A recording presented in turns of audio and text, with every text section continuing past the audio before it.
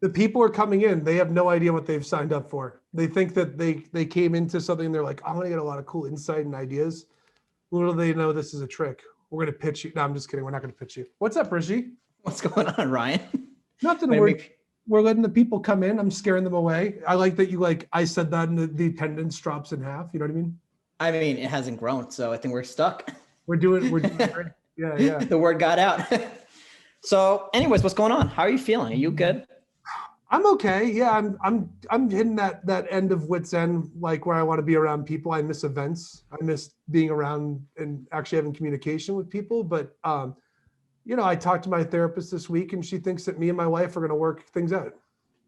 Wait, what? What does that have to do with your wife? Wait, so you and your wife not going so well? Oh, I mean, Is that why you call me all the time while you're cooking bacon? You sick of her face? This is a true story for people that don't know. I actually legit call Rishi whenever I'm cooking bacon for some reason. So I'll make breakfast for lunch, get the skillet going every time I FaceTime Rishi. It's been almost every day except for a couple of days, which shows your health diet. Ryan, I think this. You should talk to your therapist more than about your wife. You should talk to her about how your dad left you when you were younger. You remember that? Why? Rishi, I have abandonment issues. Actually, so before we get started, we're really excited we have Alan Gannett on tonight. Speaking of abandonment issues, we have some house cleaning items to talk about. For people that have been following us for a long time on B2B Tonight, this is actually Rishi's last episode. You want to tell Rishi, you want to talk about that a little bit? Yeah. I'm leaving the company, and it's just a very bittersweet moment. Going to greener pastures, some people would say. Me? Go ahead. I don't know what else to say. It's just like it's a bittersweet moment, Ryan? Yeah, it's a bittersweet moment. And I think we had a lot of great memories together, did we not? We did. Actually, we decided, I asked Nick, our producer, to put together a nice little highlight reel for you. So let's get that going. We're going to play a nice little highlight reel for Rishi. Just as a thank you for all your time here. It's been a couple of years we've worked together. But you guys made me a highlight reel? This is what?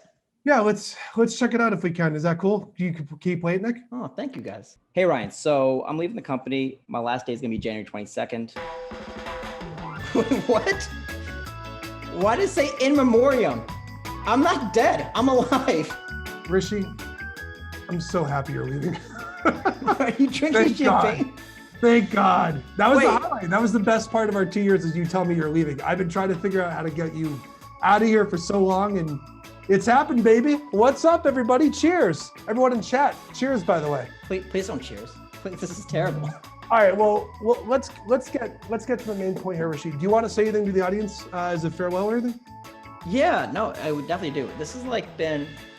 This transition has been very emotional. I'm in an emotional roller coaster. You know what, Rishi? We're actually coming up on time. Let's get to our guest. Let's talk about today's guest today.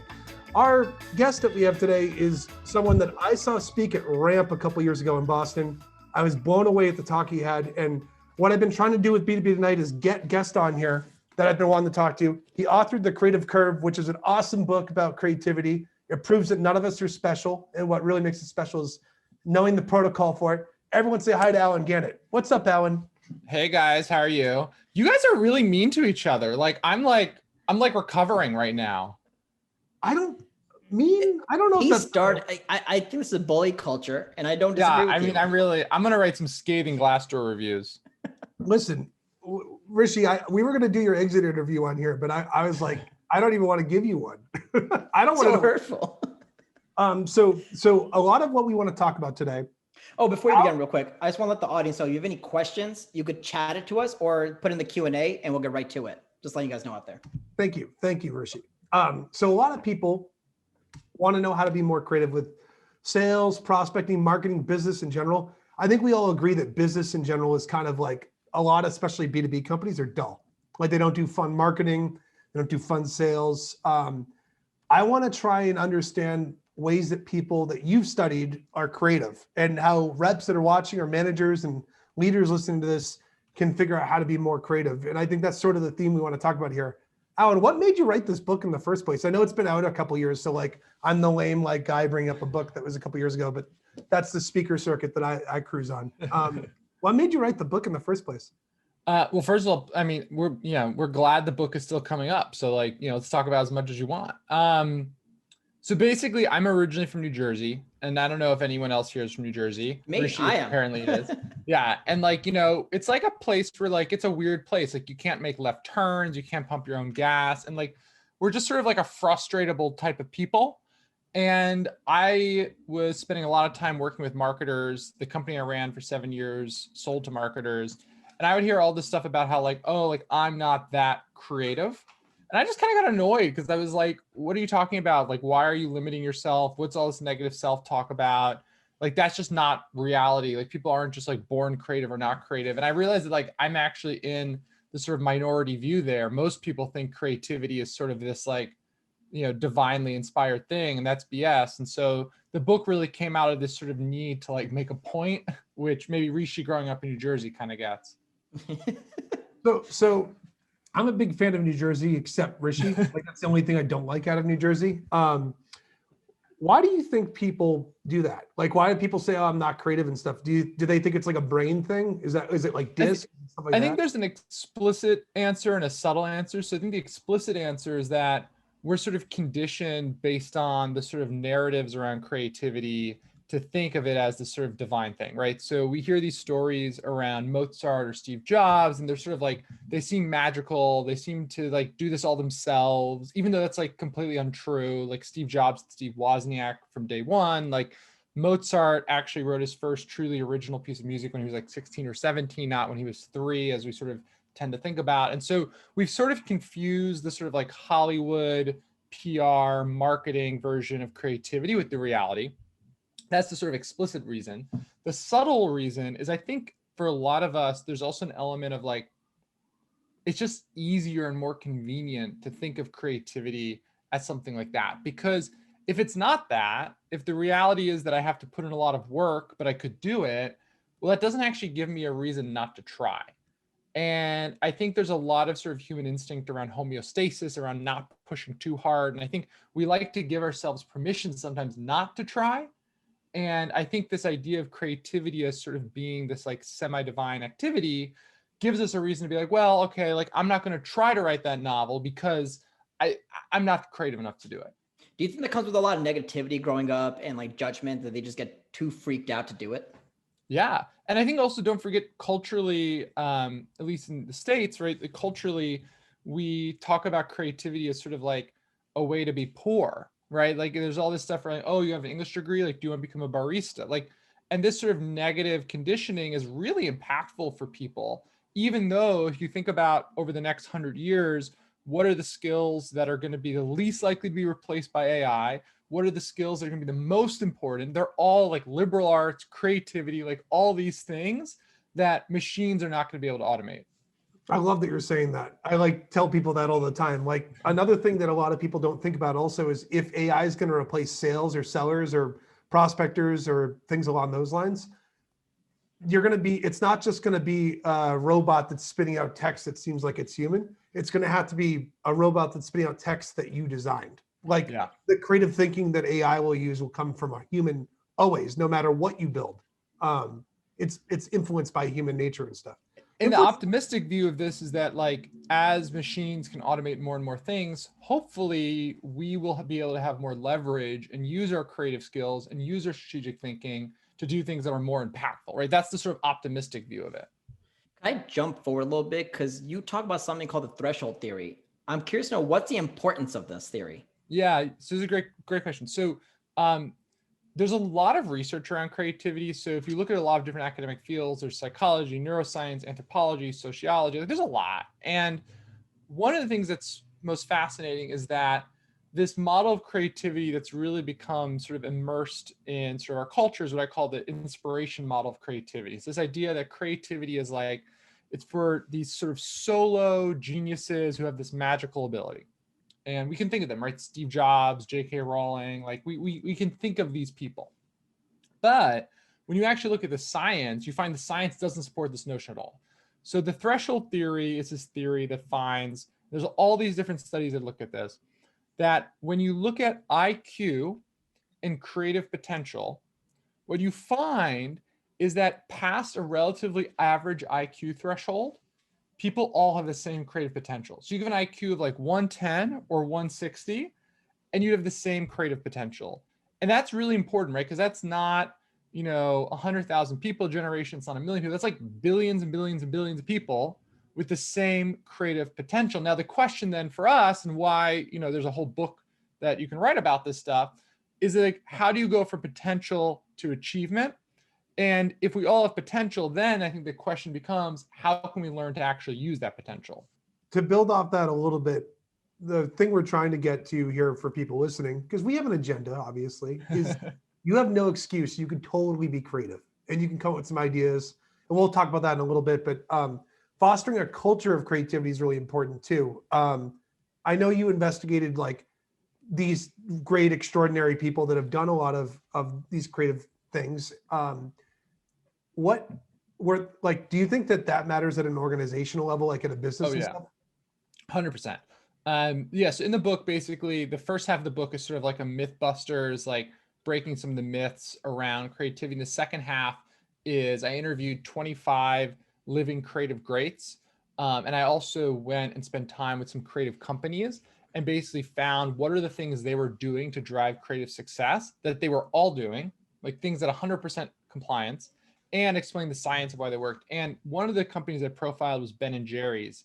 And like Ben and Jerry's, like kind of an amazing story if you think about it. Like started in the 80s, sold to Unilever in this huge transaction, wildly successful, tons of revenue, but also has like maintained their brand reputation as like sort of like zany, creative. Like even though they're owned by Unilever, they're still associated with like social justice. Like they've done a great job.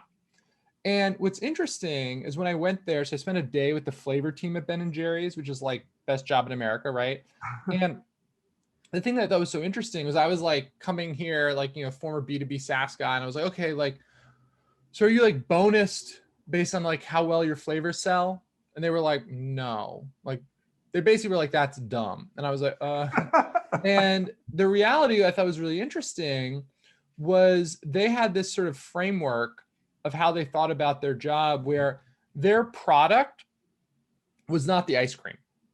Let me explain again. Like their product was not the ice cream.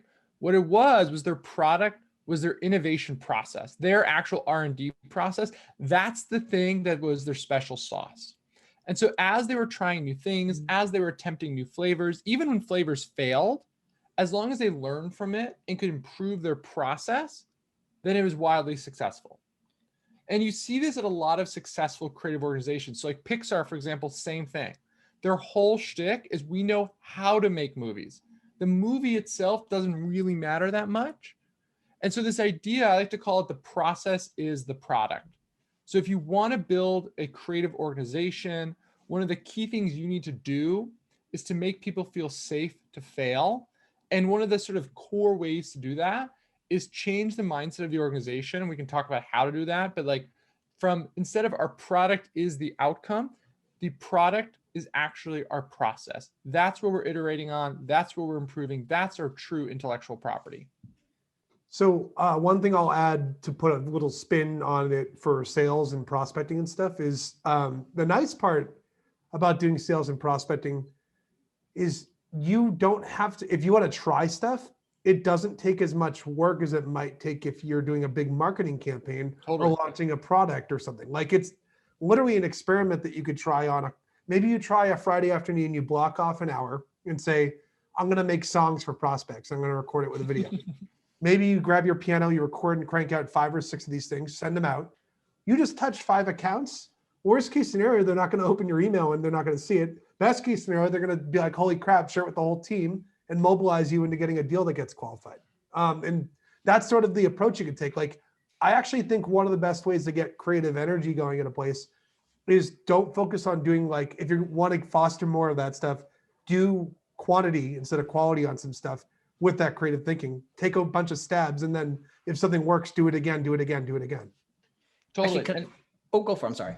No, I was just going to say, I think one of the most important things is, like, with any creative process is incorporating feedback from your audience or your customers as quickly as possible. And to your point, like in prospecting, you have such a quick sort of reaction time. It's so easy to be able to see like, is this working or not working, that inherently you have a lot of room for experimentation. Right. So hopping off that, this is a question for both you guys. If you're trying to create content as a salesperson, how much because you talk about consuming content, how much content should a sales rep or somebody trying to create content consume? This is a question for both you guys. How much content is too much? How much is too little? Is there even a such thing as too much content consumption? I mean, I think that, if you're in sales, you have sort of two types of content you need to consume. One is you need to consume everything possible about your industry, your vertical that you're targeting, right? You need to know exactly what's going on in your audience's head. You need to know what they're thinking about, what patterns are going on. And our brains are really good at detecting patterns if you give it the information to work on. So that's sort of the first type.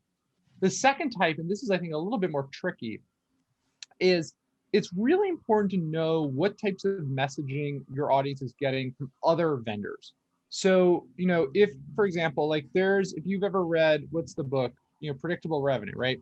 Predictable Revenue, sort of classic. It has like, here's some templates.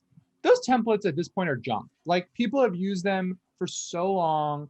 If you're a prospect and you receive those templates, you're like, I've gotten this before. Like, this is not good.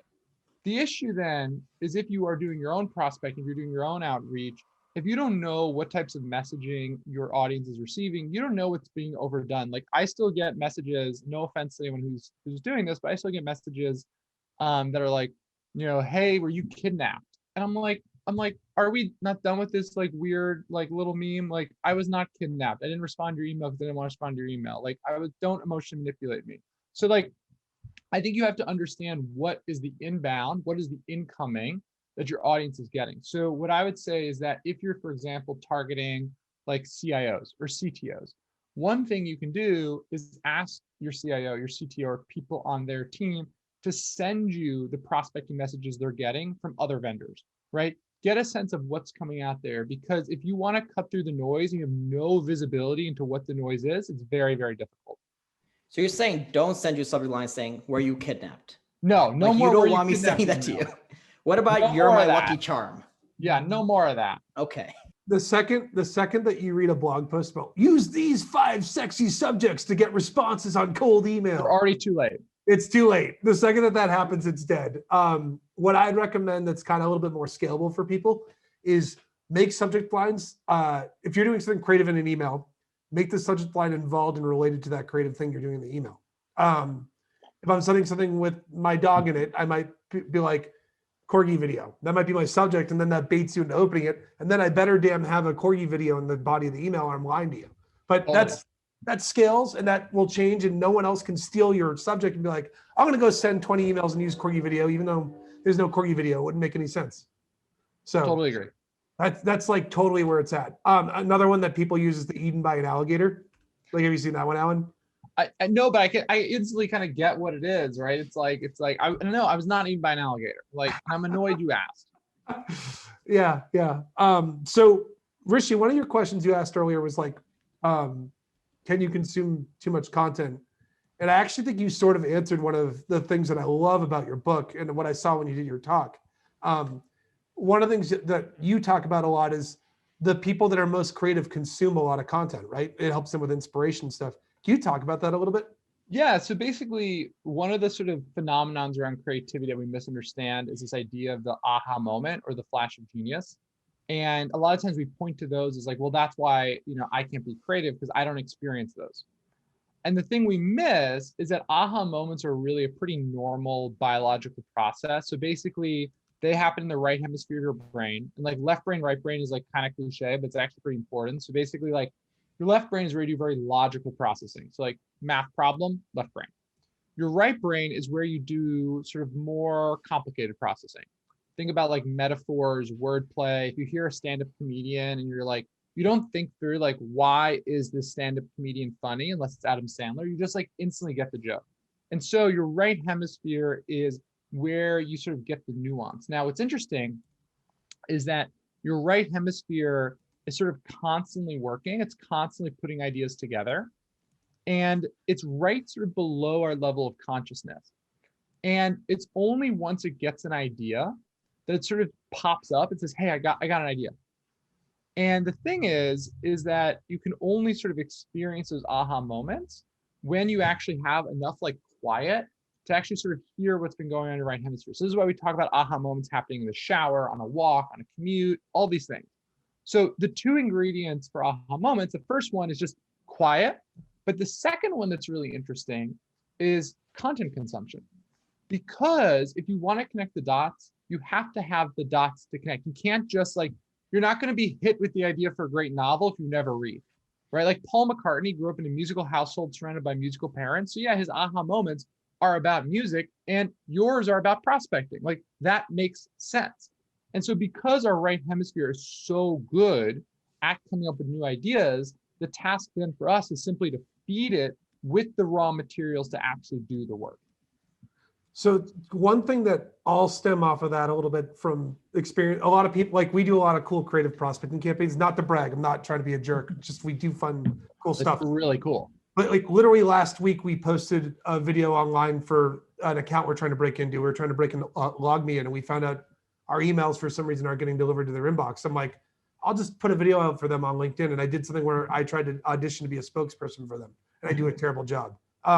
Kudos to Nick, our producer, for editing it too. But like, one of the things I recommend is if you come up with that aha moment and you want to, like, you have a creative idea, you don't have to, don't open an email and say, I need to come up with an idea. Come up with an idea and write it down and then use that to apply it to when you open an email. Like I have a list of ideas that I have in a notepad that I just write down for things like bad auditions for startups was the idea that I had, like being a bad Billy Mays almost. And I wrote that down, and now I'm applying it to a prospecting video. I'm going to make 6 or 7 more of these things and reuse the idea over and over again for different prospects, because most of these companies aren't going to see the other thing that I did for the other company. 100%. Like, I can reuse it. So like, that's part of it too, is like, when you have that aha moment, that quiet, right? And if you write something down, you don't have to necessarily apply it today. You can use it later on. B2B Tonight was something, I'll give you an example for this.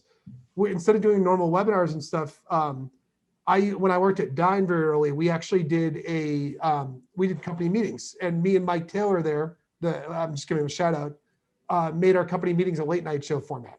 And I reapplied that idea to doing it for webinars now instead. So like, you can reuse and rethink of some stuff and then repurpose it, but come up with the idea first and then worry about how you're going to execute it within the realm of sales afterward. And one of the things I think is really fun about B2B is that because you just like, you don't have the sort of competition that you seem to have with consumer marketing, where you're dealing with competing against all the sort of entertainment and media that they're also getting. You actually have a lot more opportunity to sort of stand out. And one of the ways, and obviously you're doing this, that I think is sort of like a hack, and let's call it a strategy, it sounds better. A strategy is sort of taking metaphors from something else, right? So sort of your idea, right, of sort of, let's do like a late show format, right? That's like a metaphor. And so we can draw those out from a lot of other places, right? So if you started doing like as a joke, like here's an example, like sort of TikTok style videos, but for B2B, and you're like delivering them to prospects, right? If you were marketing towards sort of younger prospects who know what TikTok is, that'd be really funny and interesting, because you're like, oh, this like B2B brand kind of gets it, right? And so we as like B2B marketers can use the fact that our audience is just getting sort of less stuff from us, then we can actually use ideas that might stand out a little easier than if we were doing consumer marketing. Fun fact, I got Alan Gannett for this by doing the WAP dance. There we go. See? What is it? I will show you later. Yeah, that is, I do not know if that is. I don't know. I didn't know much about it. I'm sorry. But we do have a question from the audience on that note. I wonder why Alan blocked this. So a question from the audience is this from Nick Tarsi. So Nick asked, any advice on showcasing creativity via LinkedIn, i.e. feel like it's so crowded these days, but still the best one-stop shop for business relationships?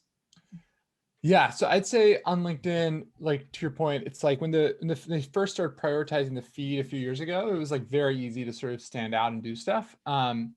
I'd say now the big thing is kind of like what we were saying before, is I would look at what are other people doing and use that as sort of instruction list of what not to do, even if it's working. Just because sort of knowing that like, okay, like if something's working really well for this other person, like they've kind of occupied that white space.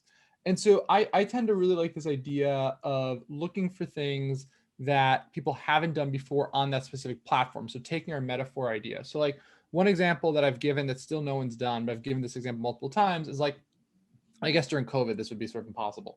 But like, if you did on LinkedIn, like sort of like a MTV Cribs startup edition, right? And you like, toured offices of startups, that would do really well. That's not even a hard idea to like come up with, but this idea of like, that's something people aren't already doing. If you were like, I'm going to do another straight up interview show that like, it's like, they've been around, a lot of them are working well, but that means that there's not room for you too. So this is like the same thing with podcasts. Like I get, people messaging me about podcasts all the time. And the issue is people keep starting podcasts that are like, we're going to interview entrepreneurs. And it's like, there's no more need for that. Like we're good, right? There's enough of those podcasts out there. Like, how about you interview like the spouses of entrepreneurs or the children of entrepreneurs, right? How does entrepreneurship affect the home life, right? Like you have to look at what's currently popular as sort of a list of what not to do, not best practices to follow. I love what you just said. You got to zig while other people zag, basically. And it sounds cliche, but it's so true and very practical. Yeah. The other cool part is if you do something new, it makes people stop and look at it. That's kind of, if you're trying to showcase your creativity on LinkedIn, one of the easiest things, maybe it's a transition to something in the book. I'm not going to use the right terminology for it because I read this like a couple of years ago, but all right. If I give you a field and I have a big field that's like, let's say it's a mile by a mile square, and it's just a nice, flat, perfect field with grass in it. And I said, hey, come up with an idea in this field. You're gonna have trouble coming up with a lot of ideas. But if you were to say, I'm gonna put 100-yard fence on each side, and you have that fence, instantly our human mind thinks of like, I have like 8 ideas. I could do a rodeo. I could play football in there. I could get a sport, like I get a couple nets and set up a soccer field. Like the second you add constrictions and fitting into a format, it becomes easier for you to come up with ideas. You talk about this a little bit. I think the example you use is memes, right? Like you talked about like, go ahead. So there's this sort of this magical thing with creativity where like, ironically, like constraints are one of the biggest drivers of creativity. And you can see this with memes, for example, where the meme is like, here's the format. And so it's very easy for people to come up with their own creative twist on that format. Now, there's sort of 2 reasons why, one of which is obvious, one of which is non-obvious, but I think more interesting. That not the obvious one is that there's just like less things to think about, right? So it's sort of easier to apply yourself. Like, okay, duh, right? The second one is that if you think about what actually drives human interest, like why are people interested in certain things? There's actually some really important research out there which basically shows that humans have these 2 contradictory urges. So on one side, we crave things that are familiar, things that we've seen before, experienced before. Like we like certain restaurants, we like certain vacations, we feel like our home is very safe and cozy. On the other side, we have this competing urge for discovering new things, novel things, right? New restaurants, new vacations, maybe new friends, right? Like Rishi's gone. And so as a result, you have to have these 2 competing forces. And the result is that our brain tends to gravitate towards things that are sort of like 1 foot in the familiar and 1 foot in the novel, right? Like Star Wars was like a Western in space. Like that's literally what it was. Yeah. And the result, or like I think about like the iPad was an iPhone without a phone. The iPhone was an iPod with a phone. The iPod was a better MP3 player. Like actually the things that tend to do really well are not radically new. They're a little bit new. And constraints, as a result, are really important because constraints help you establish that sort of baseline of familiarity, right? So if a radio pop song should be about 3 minutes long with 4 choruses, well then if you make a song that's 3 minutes long with 4 choruses, you've at least checked off some of those familiarity items. And so as a result, constraints are like weirdly super important to creativity, even though that seems super paradoxical. Yeah, actually, that's really interesting because talk about constraints. I don't know if you remember this, Ryan, but back when we went to Chicago for the ISP, whatever that conference was, we had just a table because we never got all of our equipment, supply chain breakdown. And so me and Ryan had to figure out what should we do. And so the whole team got together and we decided to arm wrestle. We decided to do arm wrestling competitions. We created a board, we did everything. And I think if it wasn't for the fact that we had like a table, a small space, we would have came up with the idea on the spot. And you see this with money. I mean, like it's interesting too, just to think about like with budgets, sometimes having a smaller budget actually makes you think better and come up with better ideas. And so, yeah, constraints, over and over again turn out to be incredibly valuable.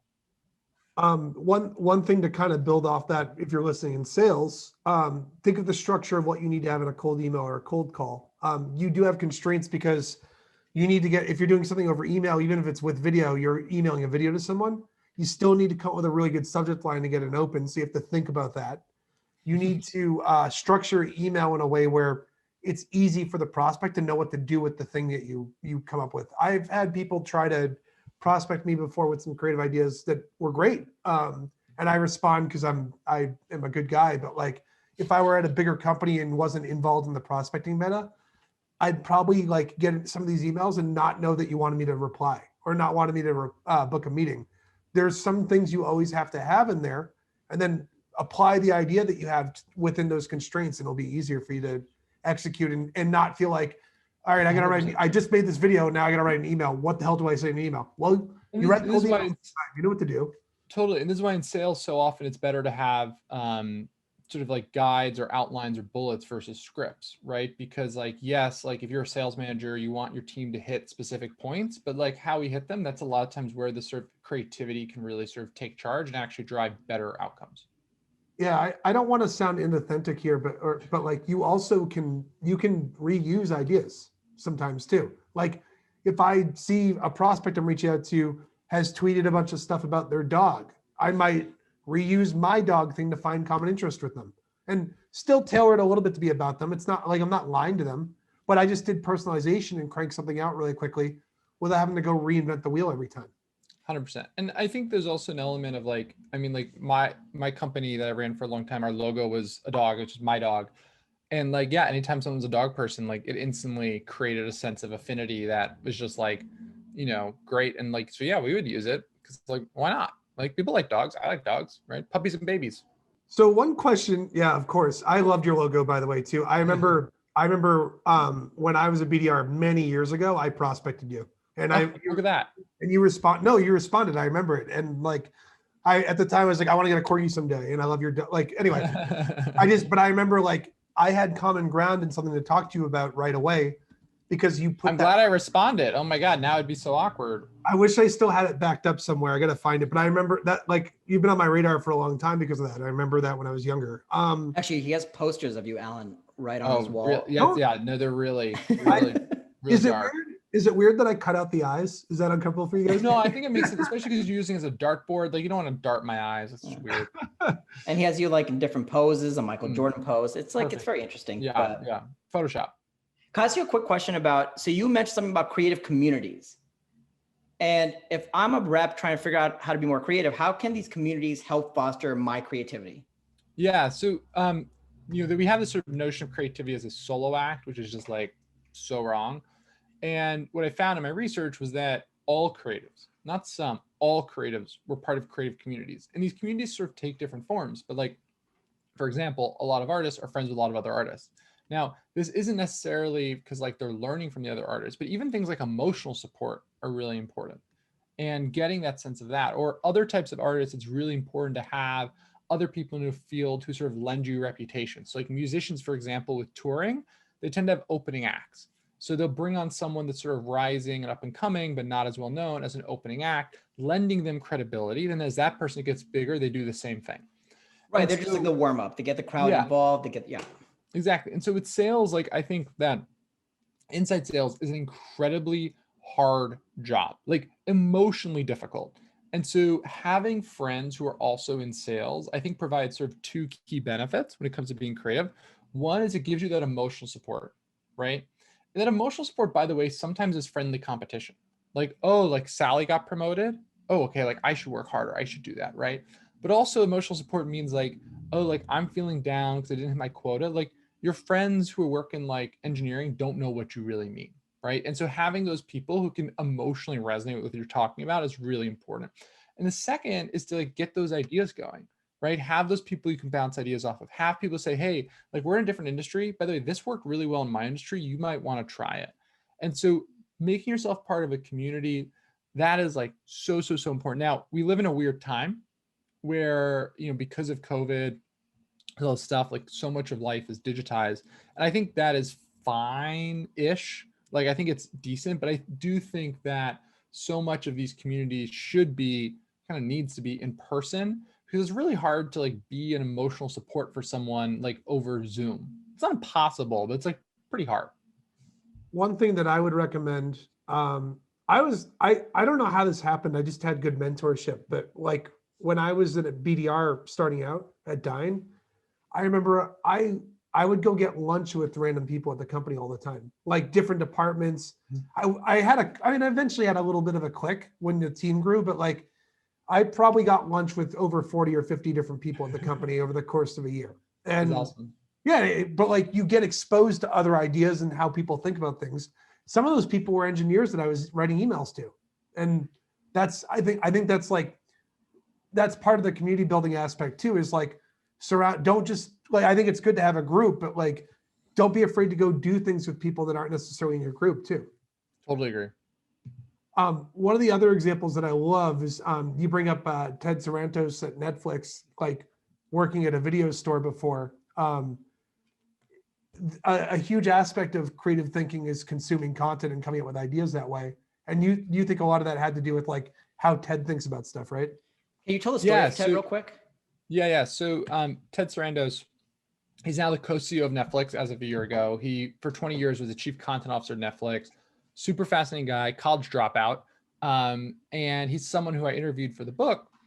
And I remember when I was talking to him, the thing he really credited towards his success was this experience he had as a teenager, where he got a job at a video rental store, which is like a whole thing I had to Google. It was like an offline Netflix whole thing.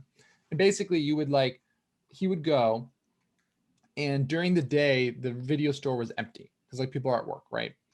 And so he decided, he really loved movies. He decided he was going to watch every single video in the store.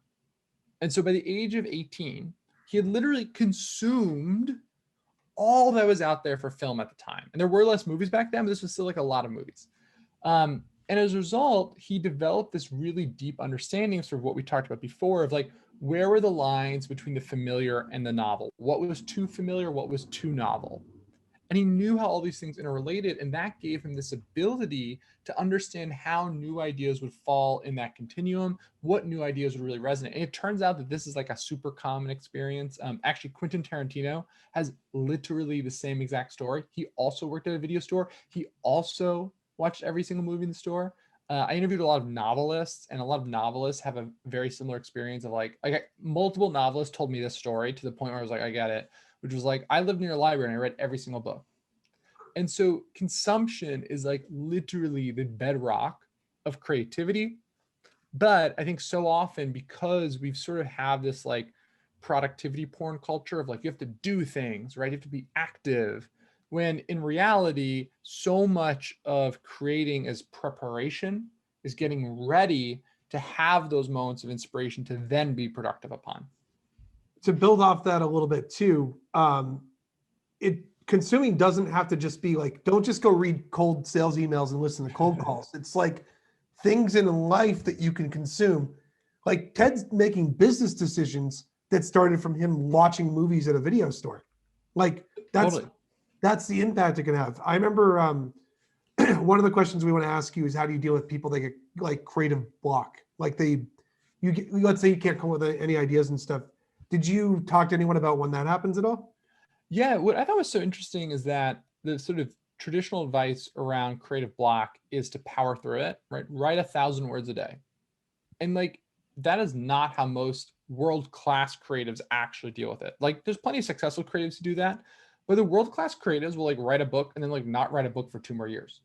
And what they're doing in the meantime is sort of feeding that consumption bank, right? They're consuming, they're learning, they're digesting, and they're giving themselves those raw materials and letting things percolate. And so I think my advice for people is, I actually don't recommend a habit around creating.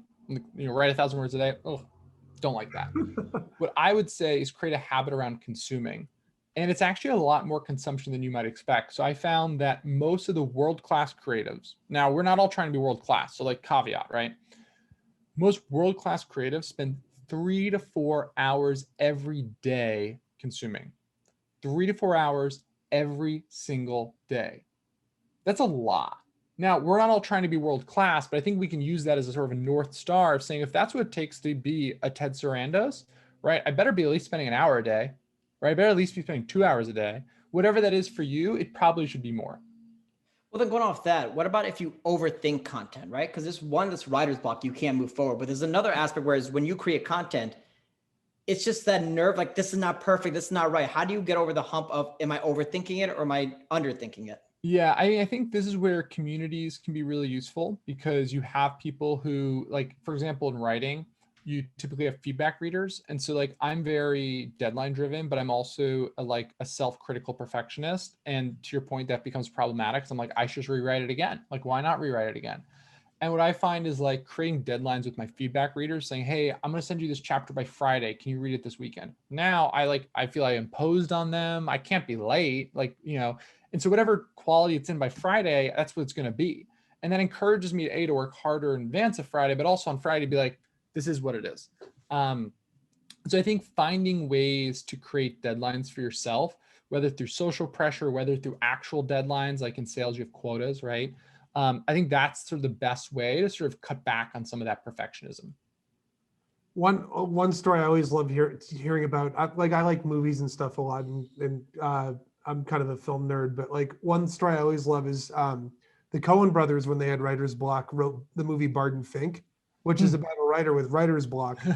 Well, it was, I think, my timeline might be a little off, but I think it was after the Fargo had come out and they won an Oscar. They were writing The Big Lebowski, and basically what they do is whenever they're making a movie, they always have another movie that they're writing that's just like a dump for them for ideas, and then they end up making that into a story. And a lot of their comedic stuff ends up happening that way. Yeah, and I mean, I think the important thing to think about, right, is like productivity and creativity are different, right? And so, like, we could have a whole separate conversation on how to optimize your productivity. And that's one method. Another method that I really like to use is, like, I just always am a little bit I have a little bit too much on my plate, not too much, but a little bit, so that if I get stuck on something, a lot of times I'll also just go and do something else that I have on my list, right? And then that means that, like, I'm not sitting at a computer being like, how am I going to finish this chapter? I'm just like, I'm not going to finish it today. I'm going to go do something else. And tomorrow, 9 times out of 10, I have an idea for how to finish it. I think, like, for example, in stand-up comedy, when you don't know if something's good, it's open mics we go to, then there's small shows you go to, and like there's a level of different areas you can go to express it. And I think with videos, you can show friends and you can show people near you, like, hey, what do you think about this? But then on those lines, I know, like, when people have writer's block or some of that, when they're working on something, exercise is really important for them. Mm-hmm. So do you think there's a really big correlation with exercise and being creative? 100%. Basically, because what we talked about before with the right brain, the left brain, you want to do activities that allow your right brain to sort of like do its work. And right brain basically can do its work effectively anytime that there's not a lot of left brain activations. And so what are moments like that? Quiet, meditation. If you don't like to meditate, well, it turns out also walking, running, working out at the gym. All of these things are like deeply meditative. There's also some interesting sort of biological processes that go on in terms of endorphin release and things that just help center you and sort of like, again, quiet your left hemisphere. And so exercise is sort of a really magical ability on creativity and productivity for a lot of reasons. Interestingly, some of the reasons we talk about drugs being intertwined with creativity are the same reasons why exercise is important. Like, a lot of drugs release endorphins, a lot of drugs suppress your left hemisphere activation. So the thing I always like to tell people is, like, don't do drugs, kids, like, go on a run. Actually, want to make one announcement before Ryan go. We have about 15 minutes left of this interview. So if anyone has questions, concerns, you don't like Ryan's face or something, just let us know in the chat. Yeah, or if we want to get Rishi out of this meeting a little bit, right? We're so close to having you out of the company. I can't wait. I'm just kidding. Brutal. No, we're fine. We're fine. Rishi's from New Jersey. He's used to it. Like, it's fine. It's what it is. He needs this. Wait, you live in New York though, right now, right? I live in New York, yeah. Yeah, look at that. Me and you both. Yeah. Same upbringing. Hi. You guys gonna run down the street and high five each other, and I'll just go cry in the shower? Is that that was a point. So one of the questions I want to ask you, Alan, creativity also, I know a lot of stuff we're talking about today is like applying it to like sales, emails, content, stuff like that. Creativity isn't just that either. Like, there's a lot of examples of things you bring up on creative ideas in general, right?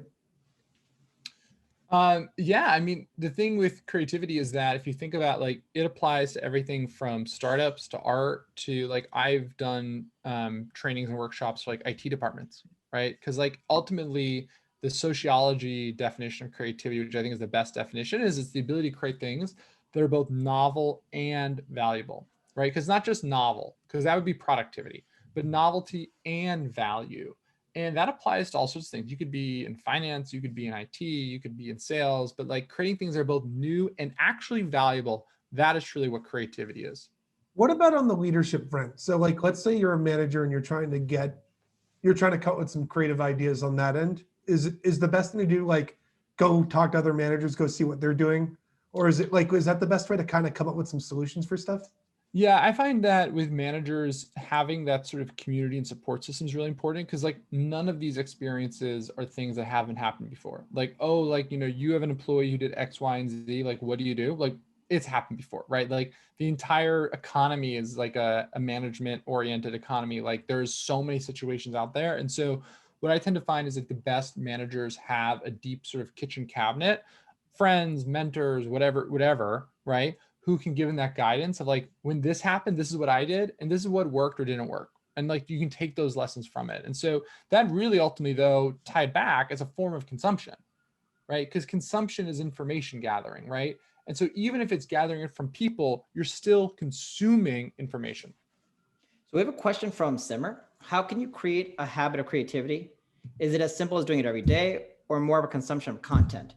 And sales is more attractive to chase low-hanging fruit. So I think this is something I'd be more interested in learning. Thanks. Yeah. So I think this is a great question. I think that figuring out for yourself what is a routine which is sustainable, right? Like I think that's always important. Like similar with exercise, right? If you were like, I've never exercised before, and I'm going to now work out 3 hours a day, 7 days a week. Well, within 3 days, you would give up just because that's not sustainable. First, if you're like, okay, I'm going to like start walking. Then I'm going to the gym twice a week, then 3 times a week, then 4 times a week. And so like for me personally, like my creativity routine or habit is like, I find I am like really creative in the mornings from like 9 to 11:30. That's kind of it. Like sometimes 12:30. That's it. And so what I do is I just orient my entire schedule around, I don't do meetings in the morning. I have my phone off until 12 and I do my creative work until I like can't do it anymore.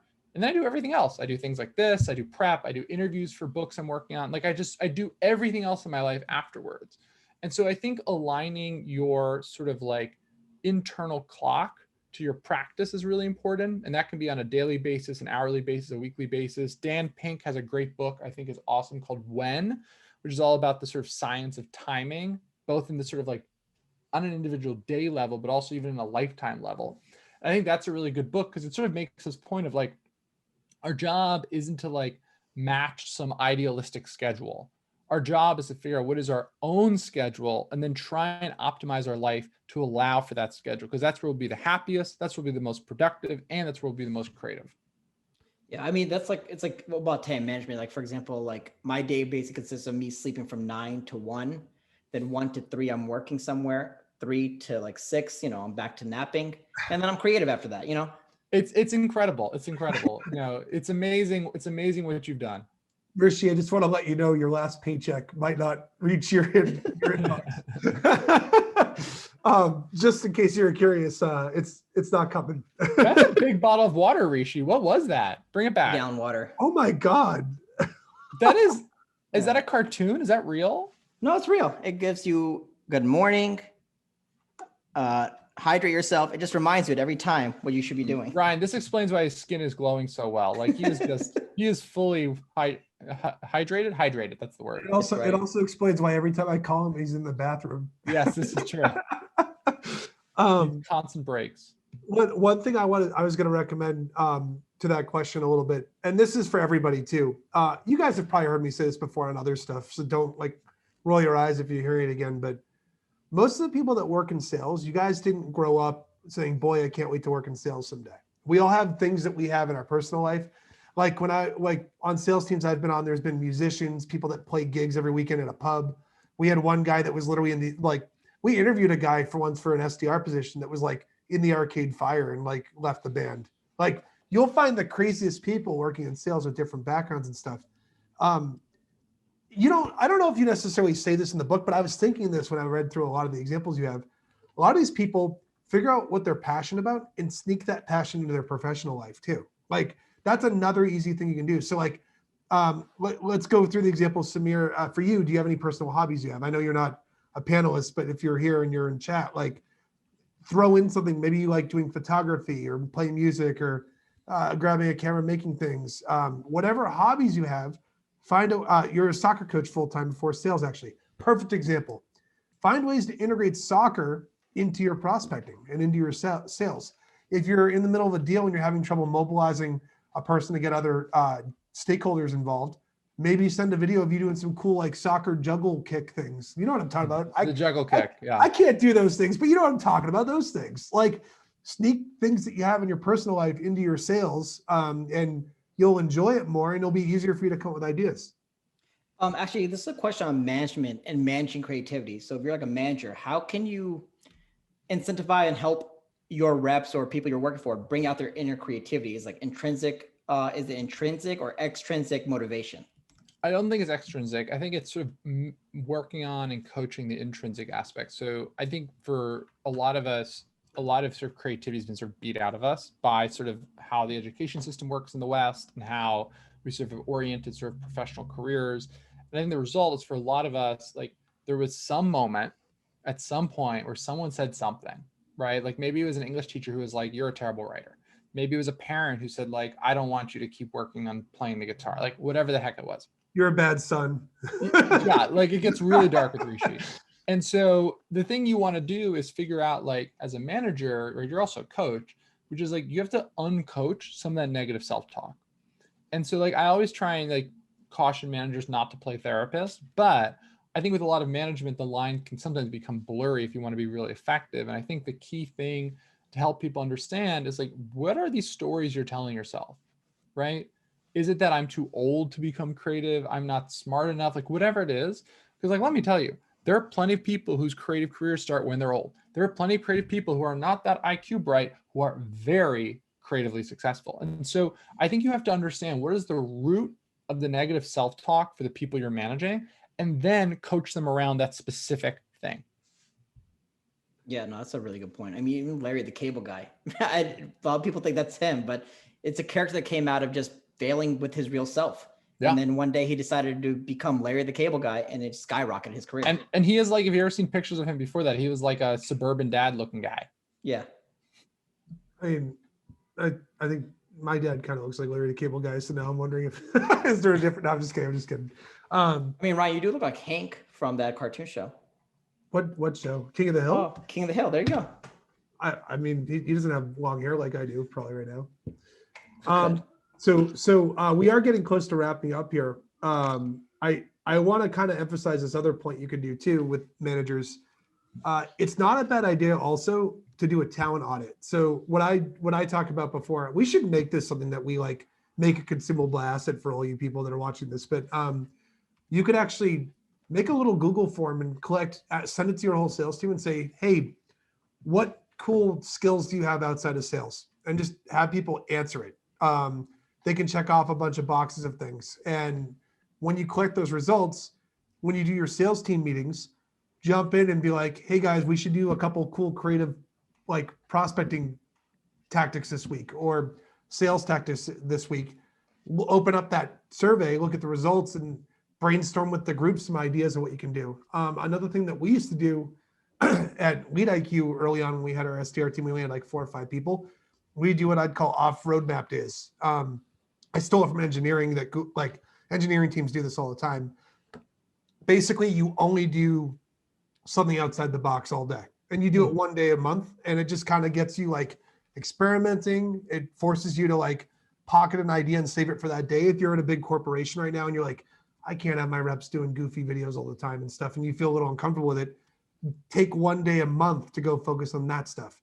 And it's a lot easier if you have a creative idea to assembly line it, where don't just do it for one prospect, figure out a way to do it for like 10 or 15 prospects and follow that process so that you can make it repeatable, and you'll get more results out of it. Because I mean, I could make the coolest prospecting video in the world or juggle kick, as I mentioned earlier, If that doesn't end up hitting the inbox, you're going to be all disgruntled and be like, oh man, I'm never doing that again.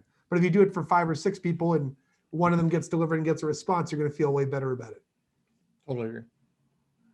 So Alan, we are getting near the end of the show here. This is the witching hour for Rishi.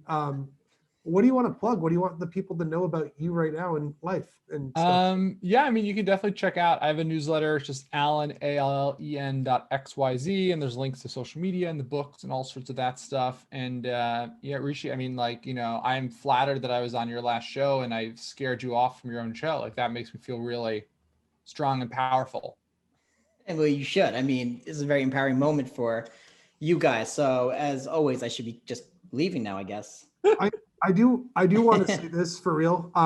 Rishi, like, for anyone that doesn't know, I'm actually extremely sad that Rishi's leaving. Like, I'm doing this as like I do it as a joke, but like, it's just, it feels like we're brothers, and it's really sad that you're leaving, but I'm really excited for your next opportunity, which you'll be telling people about next week. And just look for that. It's been a huge honor getting a chance to work with you, Rishi, and I couldn't have launched this show without you.